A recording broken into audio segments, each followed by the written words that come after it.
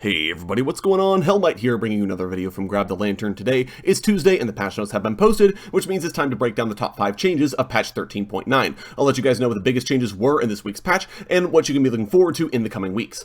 13.9 is an absolutely minuscule patch because pros aren't playing on this patch, they're currently at MSI, and the next patch is the mid-season patch, so most of the big impactful changes have been reserved for 13.10. As a result, 13.9 doesn't have a lot of an identity in and of itself, but there were just enough changes that I felt like I could hash together a full 5-man list, so let's go ahead and talk through the changes, starting off at number 5, which are the changes to Bel'Veth. Now, Bel'Veth has had a really weirdly weak early game jungle clear. Like, her first clear is really weirdly unhealthy, given that Bel'Veth is like exclusively a jungler and doesn't see play in any other position whatsoever. Typically, if a jungler is only a jungler, they have a good first clear. Bel'Veth does not, for some reason.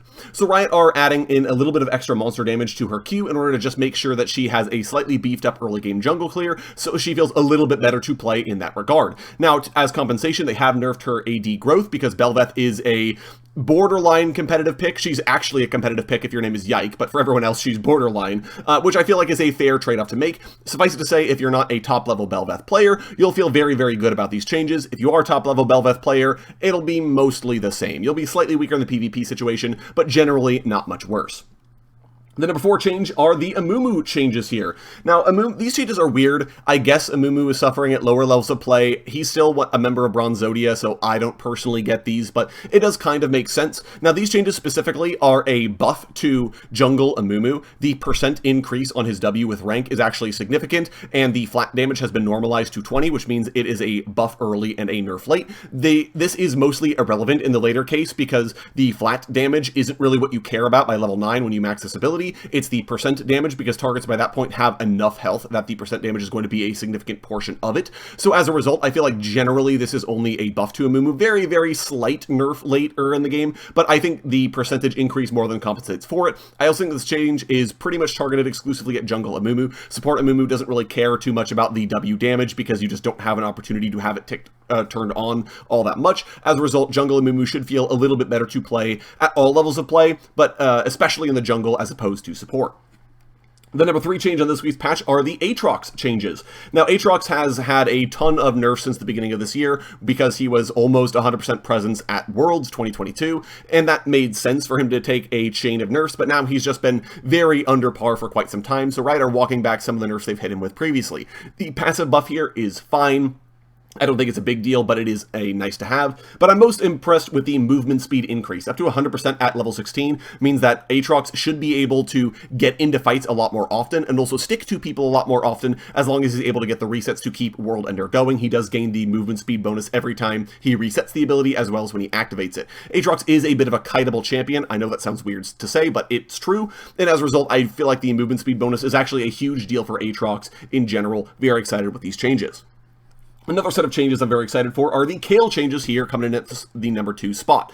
Now, Kayle's ultimate has had some weirdness with just generally how it works. Kayle can't do anything while she's casting her ultimate, except at the very end. You get like a half second, I think, at maximum rank, where you can actually like auto attack and cast spells other than flash. And so, but you also have to get close to targets because the ultimate range is less than your auto attack range, meaning that you can't actually attack anybody from your ultimate range, which means you oftentimes waste the damage component of Divine Judgment, which is an important component of the ability, and as a result, Riot have changed things around a bit. Now, Kayle's cast time on this ability is slightly less, but the actual length of the invulnerability is largely unchanged. It's technically lower at maximum rank, but it's been normalized to 2.5 seconds always, so it's a buff early, so it comes out in the wash. But generally speaking, this means that Kayle will be able to actually do things while she or her friend that she ulted are invincible. And in addition, the ultimate's range has been massively increased, not only at level 6 when she learns it, but also from each rank thereon, it also increases in size, meaning that Kayle shouldn't have to get nearly as close to really lay on the hurt with the ultimate damage. Now, obviously, because it's a lot more reliable, her ultimate has taken some damage nerfs, as well as she's taken some nerfs to her on-hit damage from her E, which makes sense because she'll have a lot more time to DPS while she's invincible with these changes, so she shouldn't be able to do as much face-melting amounts of damage. But generally speaking, Kayle ultimate should feel a lot more usable and a lot more fluid to actually play with, as opposed to right now where it's very powerful, but there are a lot of unsavory trade-offs. It'll be just upside, I think, following these changes in comparison to live.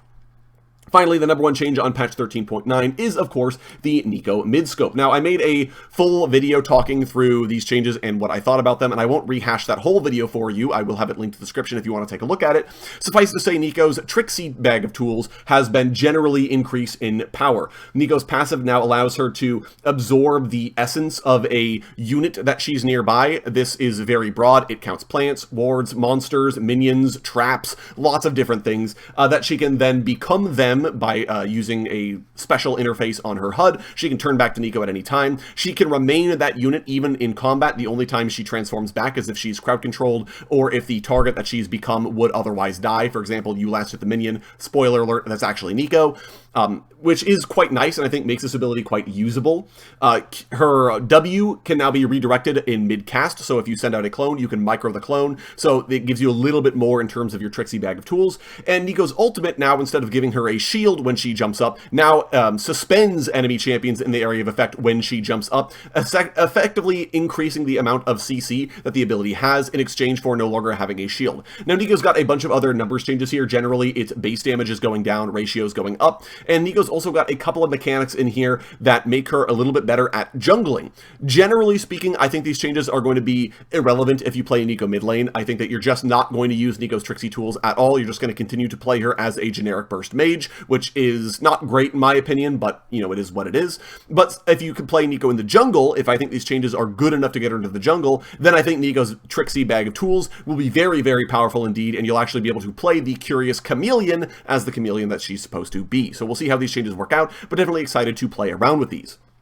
And that is it for me today, guys. Those are the top 5 changes of patch 13.9. I'm most excited to dick around with the Kayle changes, but let me know what you're excited for down in the comments. If you enjoyed the video today, go ahead and leave it a like. And if you really enjoyed the video, consider subscribing. I upload a video every Monday, Friday, and on patch days like today as well. Once again, thank you guys so very much for watching. I do appreciate it. And I will talk to you all later.